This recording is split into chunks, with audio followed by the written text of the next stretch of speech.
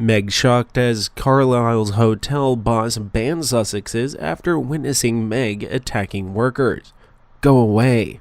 Located on Manhattan's Upper East Side, the Carlyle has a epitomized good taste and unique kind of elegance for more than 85 years. The well-to-do stay there, and so do celeb politicians and royalty. The documentary, Always at the Carlyle, ventures through the front doors to let us meet the people who populate the building, both those who are employed there and those who can afford a room. It's one part history lesson and one part odd, rapidly fading quality of refinement. But mostly, it's a chance to indulge in juicy celebrity stories, catnip for those who love that kind of thing. Filmmaker Matthew Miele, the equally effusive Scatter My Ashes of Bergdorf's, has assembled quite the cast of bold-faced names, all who lovingly gush about the hotel where cheap rooms can go for a grand a night. At times, it can venture on being wildly tone-deaf, hearing writer Fran Lebowitz humorously complain about 1 billion people from Kansas ruining Manhattan reeks uncomfortably of classism, elitism, and a few other words ending in isms.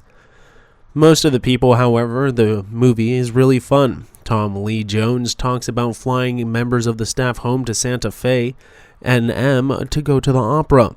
George Clooney discusses the building's elevators, which are said to be 100 years old. That might be great for a wine, he says, but an elevator, you sort of want it to be up to date.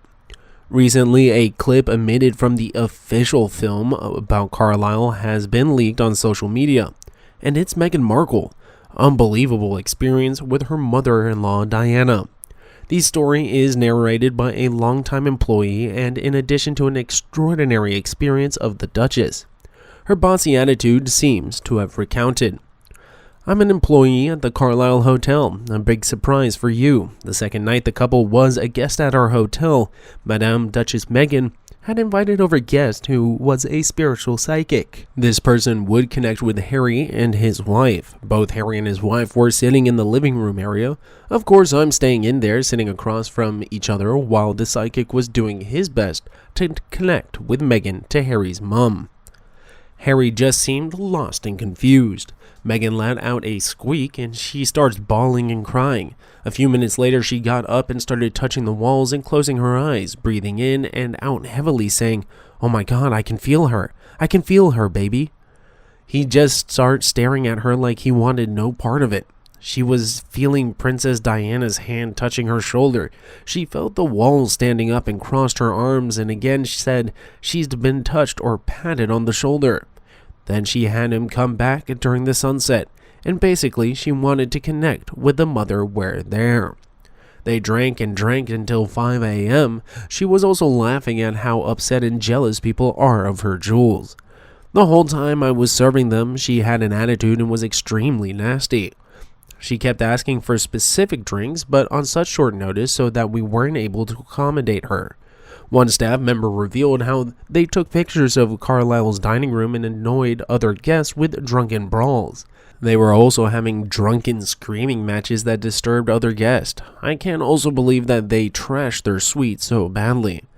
It took extra time and money to set, right? Anytime they have something, those two will never have class handbag.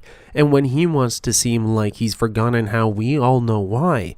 But she'll never have what she so desperately wants. She's turned him into a brainwashed Californian, thinking everybody on earth is there for their feelings while never considering the plebs having feelings too. Too bad. And I live in California, grew up here in LA. I can spot them from a mile away. Diana made a point of teaching her sons not to act that way. She'd be absolutely horrified, not necessarily that Harry left, but embarrassed by his wife's actions.